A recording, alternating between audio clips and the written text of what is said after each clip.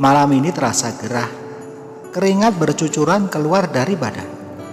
Aku seka yang terlihat dengan tisu. Ya, malam ini aku lagi lembur, mengerjakan tugas yang belum selesai tadi siang. Perkenalkan, namaku Udin, usia 35 tahun, punya wajah cukup ganteng, tapi masih bujang, karena memang belum ada yang cocok. Dulu aku pernah mau menikah, tapi gagal karena adanya banyak masalah. Aku bekerja di sebuah kantor swasta di kotaku. Cukup lumayan, bisa menghidupiku, dan aku pun bisa menyisihkan untuk ditabung. Ditabung untuk persiapan kalau besok-besok ketemu jodoh, dan untuk menikah. Teman-teman kantorku pun terkadang mengejekku. Kapan menikah? Kapan menikah? Hingga aku pun bingung untuk menjawabnya. Mau apa lagi? Memang sampai sekarang aku belum ketemu jodohku. Sore itu aku pulang kantor, biasa naik motor kesayanganku. Saat di jalan, aku lihat seorang wanita sendirian lagi mendorong motornya. Aku berhenti untuk menolongnya. "Kenapa motornya, Mbak? Kok didorong?" tanya. "Ini Mas, bocor," jawab dia. Ternyata banyak bocor. Aku bantu dia untuk nyari bengkel tambal ban. Aku tahu daerah situ, karena memang setiap hari aku lewati. "Bengkelnya udah dekat kok, Mbak," kataku pada mbaknya. Akhirnya kita pun sampai di tukang tambal ban. Aku ngos-ngosan karena yang dorong motornya aku. Mbaknya aku suruh naik motorku. Sambil nunggu motornya ditambal, aku berkenalan dengan dia. Ternyata namanya Leni, seorang janda anak satu. Aku tanya umurnya, sudah 45 tahun. Tapi aku lihat seperti masih gadis. Dia cantik, manis, tidak menandakan kalau usianya sudah 45 tahun. Setelah selesai di bengkel, aku pulang. Sebelum pulang, aku minta nomor HP Leni. Dia juga mengucapkan banyak-banyak terima kasih karena sudah ditolong. Malam harinya pas lagi santai, aku coba WA dia. Langsung dibalas. Kita pun ngobrol kesana kemari lewat WA. Aku pun jadi tahu kenapa dia janda, karena suaminya pergi entah kemana.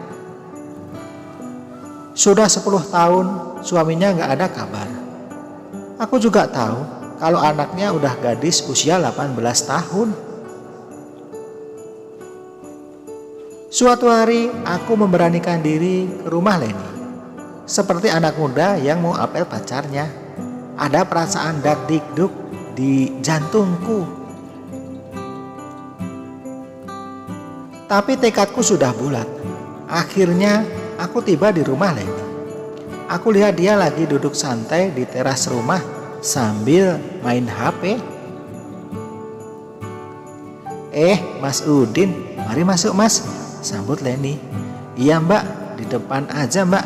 Kalau di dalam takut gerah," jawabku singkat. Kita pun ngobrol di teras depan rumah. Setelah beberapa saat kita ngobrol, keluar seorang wanita remaja yang sangat cantik dan lebih cantik dari Leni. "Perkenalkan Mas, ini anakku, namanya Sari," kata Leni sambil menarik tangan anaknya. "Wah, udah gede ya Mbak Sarinya," jawabku. Kita pun ngobrol bertiga. Aku jadi tahu kalau mereka tinggal berdua di rumah itu. Leni bekerja di pasar. Dia punya kios sembako yang cukup ramai. Sari anaknya kadang-kadang juga ikut membantu di pasar. Seiring berjalannya waktu, ada kecocokan antara aku dan Leni. Biarpun usia kita beda 10 tahun. Aku pun menikah dengan Leni. Setelah menikah, aku tinggal di rumah Leni. Hari-hari kita jalani dengan kebahagiaan. Kehidupan di Ranjang pun tidak ada masalah. Rutinitas kami pun berjalan seperti biasa. Di pagi hari aku ke kantor, Leni ke pasar, dan Sari pergi kuliah. Hari Sabtu dan Minggu kantorku libur. Kuliah Sari pun juga sama, Sabtu dan Minggu libur. Saat libur itu aku dan Sari di rumah berdua. Sementara Leni istriku di pasar. Kalau lagi libur Sari sering di rumah. Aku pun sering melihat Sari tidur siang di kamarnya. Dia cuma pakai celana pendek. Ya, aku sering melihat itu. Karena pintu kamarnya tidak pernah ditutup. Akhirnya bencana itu pun tiba. Aku sebagai lelaki tak kuat menahan godaan. Tanpa pikir panjang, aku masuk kamar Sari. Akhirnya hal itu pun terjadi. Aku seperti orang kesetanan, berbuat dengan anak dari istriku sendiri. 1-2 kali tidak ketahuan. Hingga akhirnya Leni pun tahu perbuatanku pada Sari.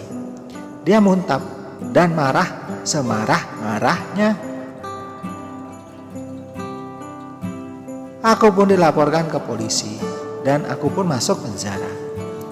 Penyesalan pun datang kalau aku sudah di penjara. Aku hanya bisa menangis serta begitu menyesal. Kenapa semua ini bisa terjadi? Kenapa aku hanya memikirkan kesenangan sesaat?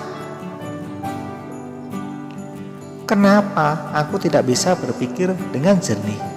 Kenapa aku tidak bisa memikirkan akibat yang akan ditimbulkan?